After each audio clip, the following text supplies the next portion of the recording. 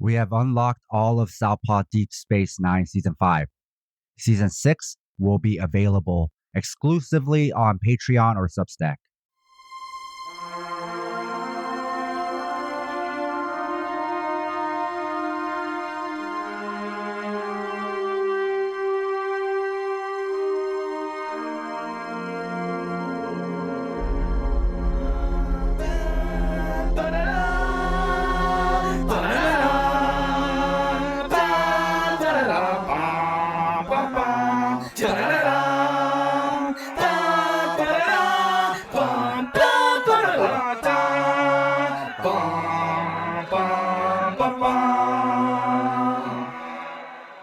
This is Southpaw Deep Space 9 Season 5. We are your hosts, Scott and Sam. On this stardate, December 27th, 2024, we are discussing looking for Parmok in all the wrong places. Scott, can you tell us about this episode? We're all Wookin' Panub in all the wrong places. And we see Bashir is walking around. He sees Quark. They're eavesdropping on whom they believe is Miles and Keiko, but it is actually Kira. As you remember, Kira is holding Miles and Keiko's second child. And there is a talk of controlling and being mindful of their bodies. At Quark's bar, Worf and Jadzia are talking about opera and tradition. I wonder, are they flirting? But all of a sudden, Grilka, Quark's ex-wife, shows up on Deep Space Nine. Worf is smitten. Jadzia is dubious. Worf has questions. Grilka hugs Quark. Worf is confused. Quark and Grilka drink. Grilka explains that the war that has been going on is affecting their family, and Quark, of course, being Quark, asks to look at the book.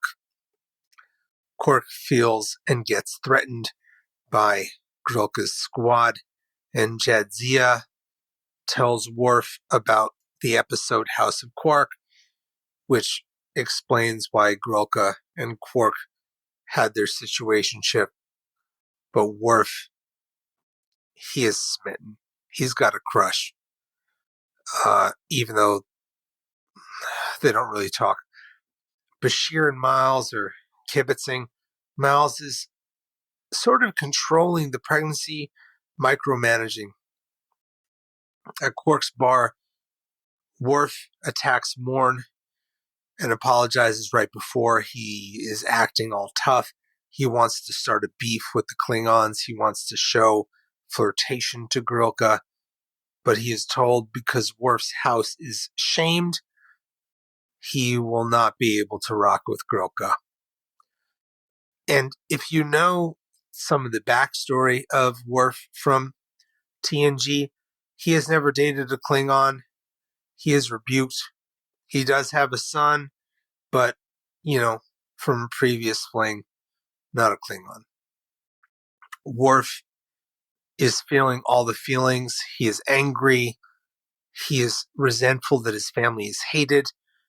He also knows the culture of Klingon dating from reading about it, but has never done it, sort of like learning about a subculture from the internet or trying to cook a food you've never had from a cookbook. Quark asks Jadzia for advice. He is hoping for some relations with his ex-wife. Jadzia explains that the Klingons, they mate in a carnal and intense way, and reminds Quark not to be a pest, and tells him the importance of asking questions. Worf gives Quark advice as well. Bring a piece of meat, yell poetry, and talk about some rituals. We see Miles massaging Kira. This sort of thruple, Lamaze thruple, is doing just fine. Or are they? Lately, Miles misses Ireland, and we see some affection between Kira and Miles. And Keiko at this point seems nonplussed. Quark walks in on Worf singing Klingon opera. Quark says that all the things that were recommended worked, and they talk their family history, and they listened to music, and Quark left. And Quark kind of just chides Worf's behavior. It feels like Worf is pulling a Cyrano.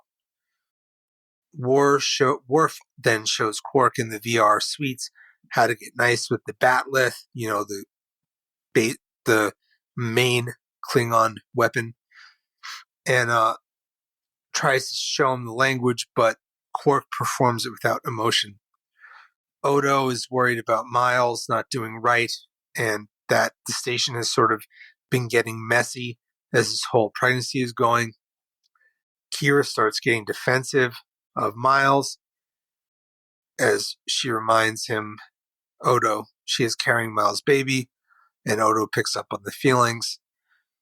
Odo still has feelings for Kira, and Odo also now has like a body because he stopped being a changeling at the end of the last season.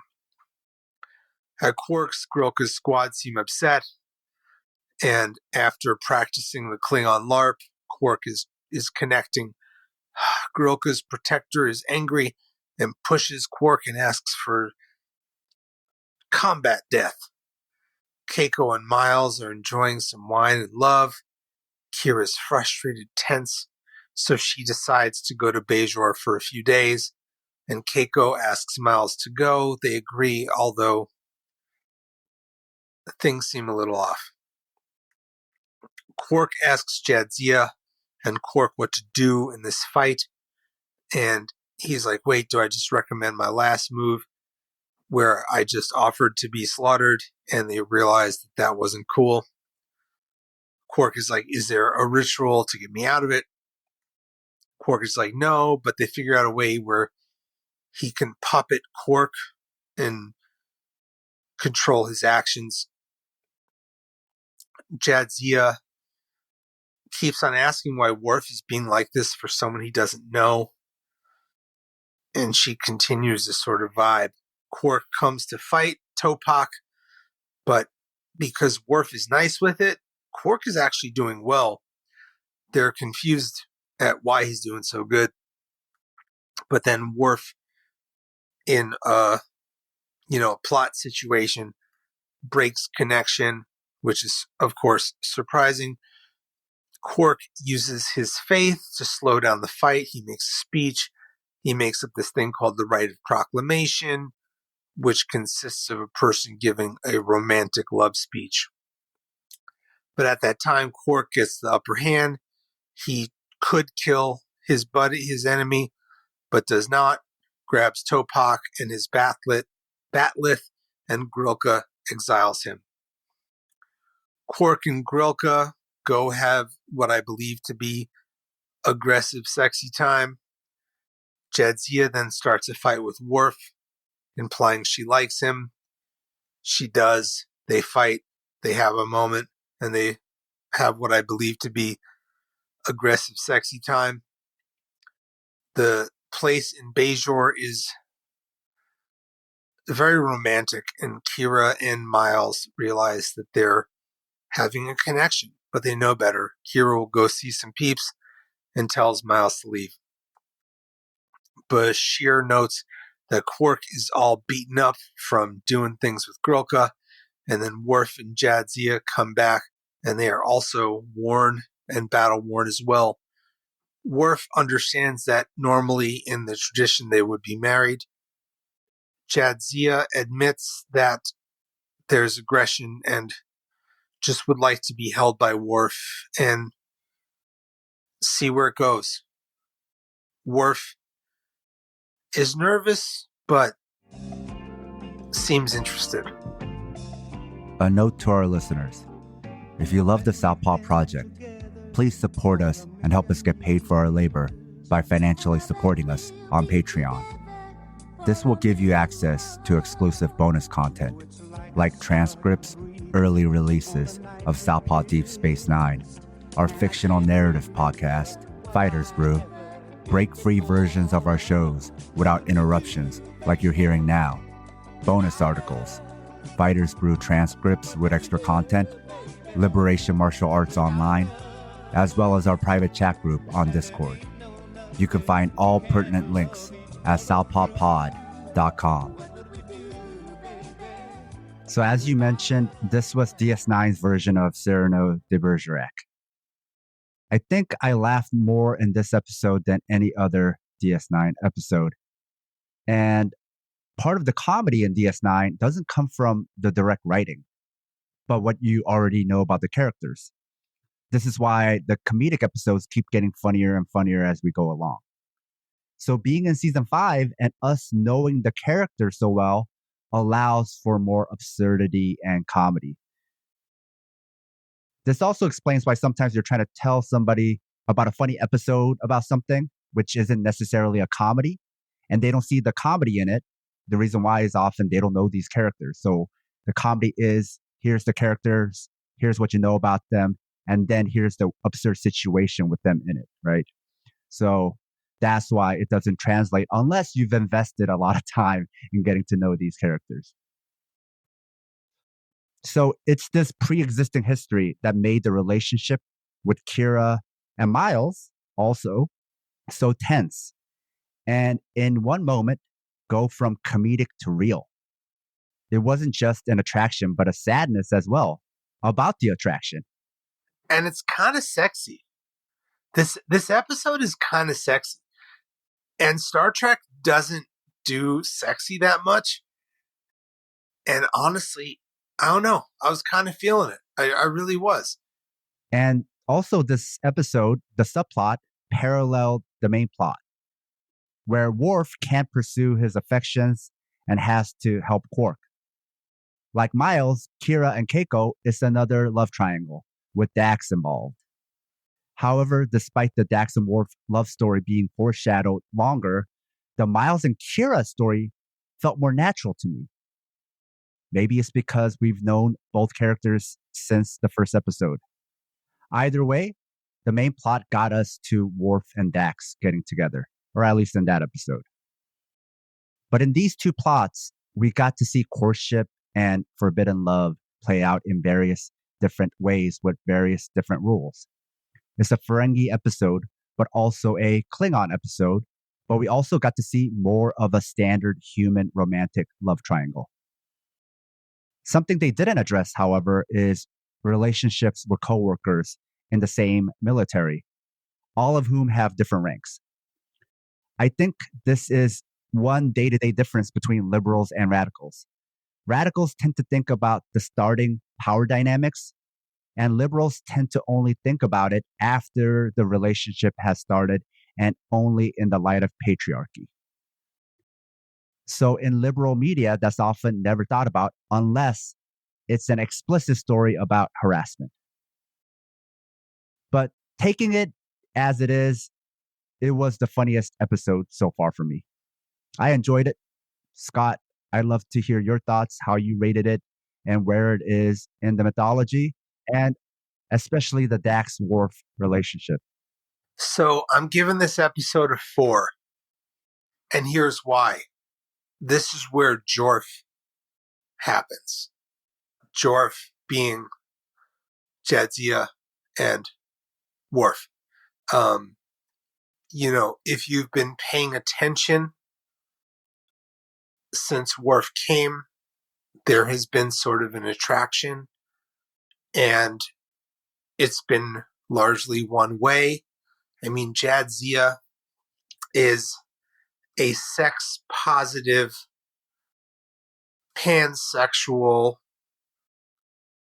multi-gendered, hundreds of year old being that's lived lots of ways, has been a Lothario, has been a soft person, has been lots of things,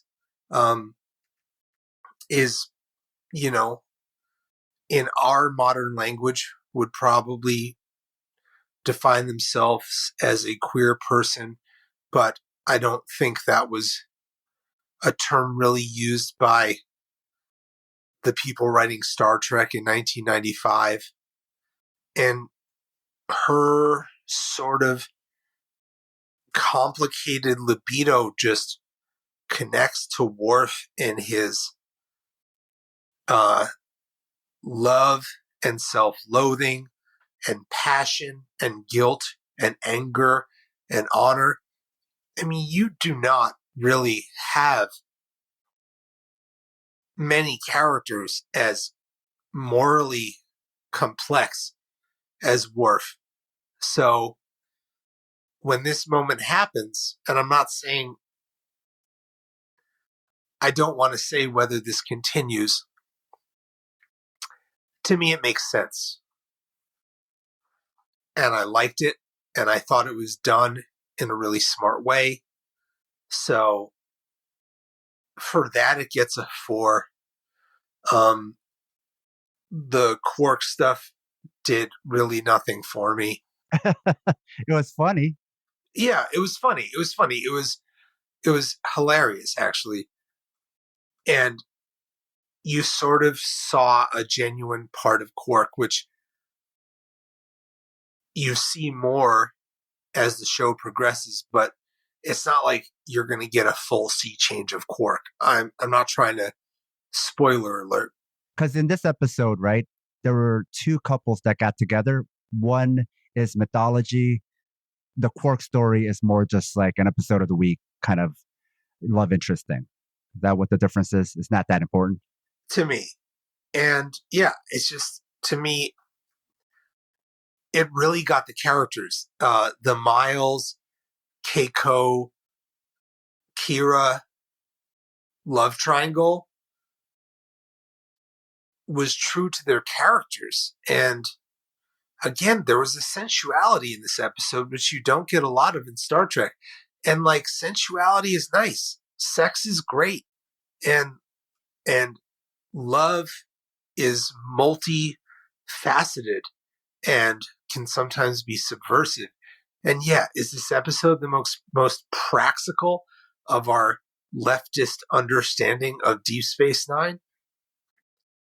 A little bit, but you have to go deep to get there. Can you tell us about the next episode? War is hell. Until then. Ta-da!